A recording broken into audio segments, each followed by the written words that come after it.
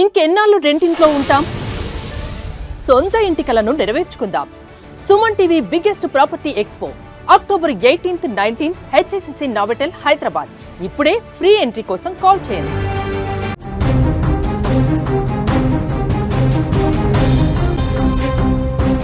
ఈత సరదా రెండు ప్రాణాలను బలి తీసుకుంది.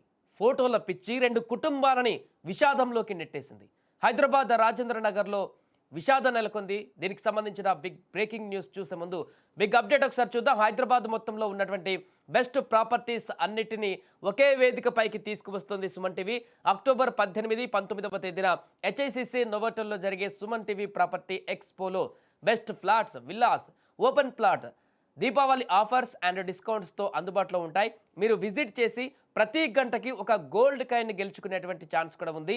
ఫ్యామిలీతో రండి, మీ డ్రీమ్ ప్రాపర్టీని సొంతం చేసుకోండి. రైట్, ఇక మన బ్రేకింగ్ న్యూస్లోకి వెళ్తే ఇటీవల కాలంలో సెలవుల్లో ఈత సరదాలు చిన్నారుల, యువకుల జీవితాలలో తీరని విషాదాన్ని నింపుతున్నాయి. సెలవు దొరికితే చాలు సరదాగా గడపాలని ప్రాణాలు గాల్లో కలిపేసుకుంటున్నటువంటి ఘటనలు తరచూ చూస్తున్నాం. అభం శుభం తెలియని పిల్లల అమాయకత్వమే వారిని నీటిలో ముంచేస్తోంది.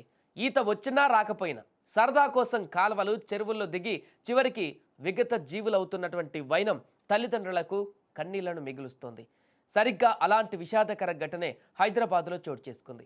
ఫోటోలు దిగాలని వెళ్లిన యువకులలో ఒకరు మునిగిపోతుండగా కాపాడేందుకు ప్రయత్నించిన మరో స్నేహితుడు కూడా నీట మునిగి మృతి చెందడం అక్కడ స్థానికులను కంటతడి పెట్టించింది. రాజేంద్రనగర్ పోలీస్ స్టేషన్ పరిధిలో జరిగినటువంటి ఈ ఘటన స్థానికంగా తీవ్ర విషాదాన్ని నింపింది. రాజేంద్రనగర్లోని సులేమా నగర్, లాల్ ధాబా ప్రాంతానికి చెందిన 6 యువకులు, వీరందరూ కూడా స్నేహితులు. నిన్న సెలవు కావడంతో వారు ఆ రోజు సరదాగా గడపాలని ప్లాన్ చేసుకున్నారు. అందులో 10వ తరగతి చదువుతున్నటువంటి 16 ఏళ్ల రెహాన్, అతడి స్నేహితుడు 15 ఏళ్ల సోహెల్, వీరితో పాటు మరో 4 స్నేహితులు ఉన్నారు. వీరంతా కలిసి సెల్ఫీలు, ఫోటోలు తీసుకోవడానికి బుద్వెల్లోని మొండికత్వ వద్ద ఉన్న కాల్వ ప్రాంతానికి వెళ్లారు. అక్కడ కాల్వలో పారే నీటి వద్ద అంతా సరదాగా ఫోటోలు దిగుతున్నారు. అయితే ఫోటోలు దిగే హడావిడిలో సోహెల్కు ఒక్కసారిగా ఈత కొట్టాలనే సరదా కలిగింది. అతడికి ఈత రాకపోయినా కాలువ నీళ్లలో దిగేశాడు. దురదృష్టవశాత్తు సోహెల్ నీటిలో కాసేపట్లోనే మునిగిపోయాడు. స్నేహితుడు మునిగిపోతుండటం చూసి రెహన్ తన ప్రాణాలను పణంగా పెట్టి రక్షించడానికి నీటిలోకి దూకాడు. అయితే సోహెల్ను కాపాడబోయిన రెహన్ కూడా నీటిలో పడిపోయాడు. దీంతో మిగతా స్నేహితులు వీరిద్దరికీ చేయి అందించేందుకు ప్రయత్నించారు. కానీ అప్పటికే నీటి ప్రవాహం ఎక్కువగా ఉండడంతో సోహెల్, రెహాన్లు క్షణాల్లోనే ఆ కాలువలో గల్లంతయ్యారు. వెంటనే పోలీసులకు సమాచారం అందించారు. రాజేంద్రనగర్ పోలీసు బృందాలు వెంటనే సంఘటనా స్థలానికి చేరుకొని ఎన్డీఆర్ఎఫ్ బృందాలను కూడా రంగంలోకి దింపాయి. సుమారు 12 గంటల పాటు గాలింపు చర్యలు చేపట్టారు. చివరికి రెహాన్, సోహెల్ల మృతదేహాలను నీటిలో నుంచి వెలికి తీశారు. ఇలా సరదాగా కాలక్షేపం చేద్దామనుకుంటున్నటువంటి వారి స్నేహితుల యొక్క జీవితంలో ఒక పెను విషాదంగా మారింది. 2 కుటుంబాలలో తీరని విషాదాన్ని నింపింది. కన్నీటి పర్యాంతమవుతున్న కుటుంబ సభ్యులు వారి మృతదేహాలను చూసి పూర్తిగా విగత జీవులుగా మారిపోయారు. ఇలాంటి పరిస్థితి మాకు వస్తుందా, ఎందుకు వచ్చింది అని కూడా తల్లిదండ్రులు తీవ్ర ఆందోళనకు గురవుతున్నారు.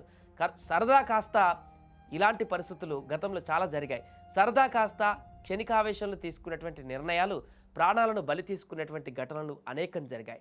అయినా కూడా రిపీటెడ్గా జరుగుతున్నాయి. ముఖ్యంగా టీనేజ్లో ఉన్నటువంటి యువతకు ఒకటే, వారు చేసేటువంటి సరదా వారు ప్రాణాల మీదకి తీసుకువస్తుందనేటువంటి ఒక అంశాన్ని వారు దృష్టిలో పెట్టుకోకపోవడం, దానివల్ల కుటుంబాలే చిన్నాభిన్నం అవుతాయనేటువంటి విషయాన్ని సీరియస్గా తీసుకోకపోవడం, ఇలాంటి సరదాల ప్లేస్లకు వెళ్ళినప్పుడు ముందు జాగ్రత్తలు వహించకుండా అక్కడికి వెళ్తే ఏం జరుగుతుంది, దాని పరిణామాలు ఏ రకంగా ఉంటాయి అనేటువంటి ఆలోచన తత్వం వారికి ఉండకపోవడం కారణంగా ఇలాంటి ఘటనలు తరచుగా జరుగుతున్నాయి. అందుకే తల్లిదండ్రులను, కుటుంబ సభ్యులను శోకసంద్రంలోకి ముంచుతున్నారు. వారికి తీరని శోకాన్ని మిగులుస్తున్నారు.